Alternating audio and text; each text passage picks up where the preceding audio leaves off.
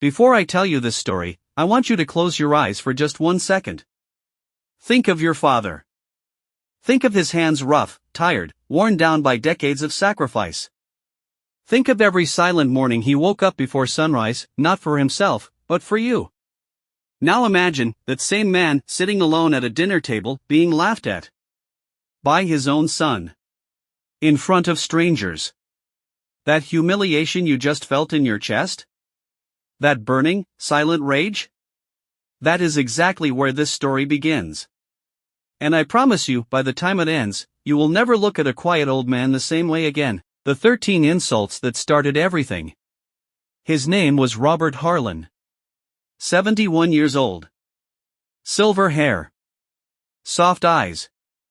A man who had spent his entire life building something beautiful, not just a business, but a family. He had started with nothing. Literally nothing. At age 19, Robert left his small hometown with $40 in his pocket and a promise he made to himself that one day, his children would never know hunger. Never know shame. Never know the cold fear of an empty bank account. And he kept that promise. Oh, how he kept it. By the time his son Daniel turned 30, Robert had built a real estate empire worth over $12 million. He had given Daniel the best schools, the best clothes, the best opportunities money could buy. But somewhere along the way, Daniel had learned the wrong lessons. He learned that money meant power. He learned that old men were weak. And he learned that shame was something you could use as a weapon. It started with small things. At family dinners, Daniel would correct his father in front of guests. "Dad, you're telling that story wrong again." At business meetings, he would roll his eyes when Robert spoke. "We don't do things that way anymore, old man. Times have changed." But the worst moment, the one that cracked something deep inside Robert's chest, happened on a Tuesday evening in March. Daniel had invited his friends over. Successful young men in expensive suits, laughing too loud, drinking too much. Robert walked in quietly from the kitchen. He had made dinner himself, the same lamb stew he used to cook on Sunday nights when Daniel was a child. The recipe their family had passed down for 3 generations. Daniel looked at the pot. Then looked at his friends. Then laughed. "Sorry guys," he said. "My dad still thinks it's 1987. The table erupted. Robert stood there, holding that pot. The same hands that had signed contracts, built buildings, written checks for Daniel's entire life, trembling slightly now. He said nothing. He set the pot down. He walked back to his room.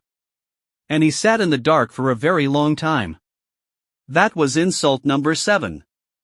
There would be 6 more before Robert made his decision. The 13th insult came on a Sunday morning when Daniel, in front of Robert's own grandchildren, said these words, "Grandpa doesn't really world works anymore. Just smile and nod." Robert heard it from the hallway. He didn't cry. He didn't shout. He simply walked to his desk, opened his drawer, and took out a notebook. And he began to write. Unmasking the fake empire, cutting the cash flow. Here is what Daniel didn't know about his father. Robert Harlan was not just a kind old man who made lamb stew. Robert Harlan had spent 50 years learning the language of money. The real language, not the Instagram version Daniel liked to perform for his followers, but the deep, structural, legal language of assets and liabilities, trusts and transfers, contracts and clauses. And in that notebook, Robert began to do something remarkable. He began to audit his own son. What he found was worse than he expected. Daniel's empire, the one he bragged about constantly, the luxury cars, the mansion in the hills, the company with the fancy logo, almost none of it was truly his. The mansion? Still in Robert's name. A gift he had never officially transferred. The company's operating budget? Quietly funded by a trust Robert had set up 12 years ago and never dissolved. The luxury cars? Leased through a holding company that Robert still controlled. Daniel had been living inside his father's wealth, while pretending it was his own. And Robert had been so blinded by love, by the desperate, aching love of a father, that he had never stopped to notice. Until now. Robert made 3 phone calls that week. The first was to his lawyer, a sharp, quiet woman named Ms. Eleanor Voss, who had handled Robert's affairs for 22 years. "Eleanor," he said, "I need to review every document that connects my son to my assets." The second call was to his accountant. "I want a full audit of the family trust. And I want it done quietly." The third call was to his bank. The third call was the one that would change everything. Within 72 hours, a series of very quiet, very legal things began to happen. The trust that funded Daniel's company? Robert exercised his right as the primary trustee and suspended all outgoing transfers. Effective immediately. The holding company that leased the cars? Robert's lawyer sent a formal notice of restructuring. The cars would need to be returned or purchased at full market value within 30 days. And the mansion in the hills? Robert filed a formal reclaim of property. His property. The property he had never officially given away. Daniel didn't notice at first. He was too busy posting on social media. Too busy attending parties. Too busy performing a life that was already quietly crumbling beneath his feet. But his accountant noticed, and on a Thursday morning, Daniel's accountant called in with a voice that sounded strange, tight, like a man trying not to panic. "Daniel, there's a problem with the accounts. Dinner disasters and eviction day." Daniel drove to his father's house in a rage. He didn't knock. He never knocked anymore. He burst through the front door, face red, voice already raised before he even saw Robert. "What did you do?" Robert was sitting in his armchair by the window. Reading glasses on. A cup of tea beside him. He looked up slowly. "Hello, Daniel." "Don't hello Daniel me. You froze the trust. You're trying to take the house. What is wrong with you, old man? Sit down, son." "I don't want to sit down." "Sit down." Something in Robert's voice, the absolute stillness of it, made Daniel stop. He sat. Robert set his book aside, removed his glasses, and looked at his son with eyes that were not angry. They were something worse than angry. They were done. "Daniel," Robert said quietly, "do you remember the lamb stew?" "What? What does that have to? Do you remember what you said to your friends?" Silence. "I have been your father for 31 years, Robert continued. "I have given you everything I had. Not because I wanted gratitude. Not because I wanted you to bow to me. But because I loved you. I still love you." He picked up his tea. Took a slow sip.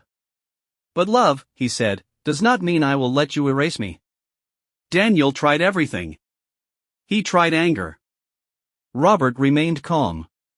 He tried guilt. "After everything I've done for this family," Robert simply nodded and said nothing. He tried tears, real ones, genuine panic breaking through the performance.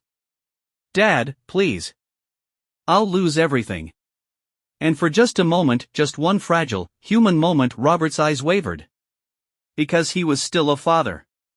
Because some part of him would always see the little boy who used to fall asleep on his shoulder during long car rides. But then he remembered the hallway.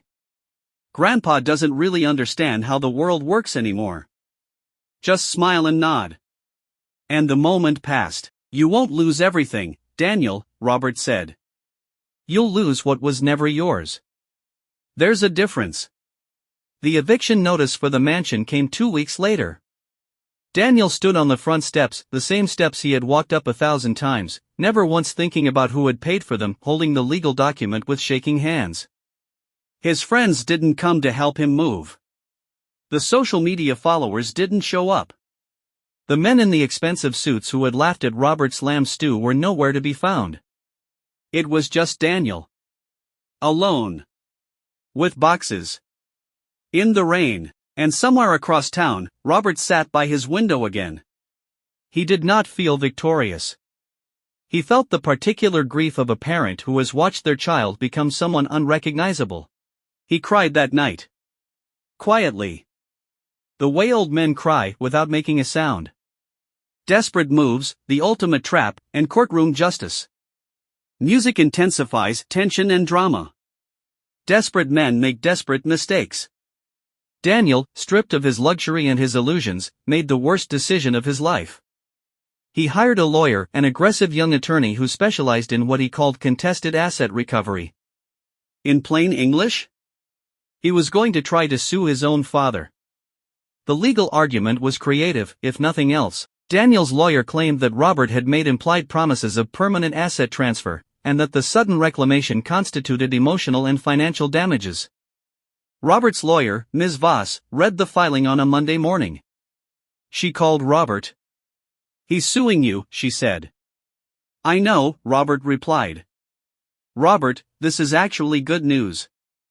Here is why." For the lawsuit to work, Daniel needed to prove that Robert had intended to permanently transfer the assets.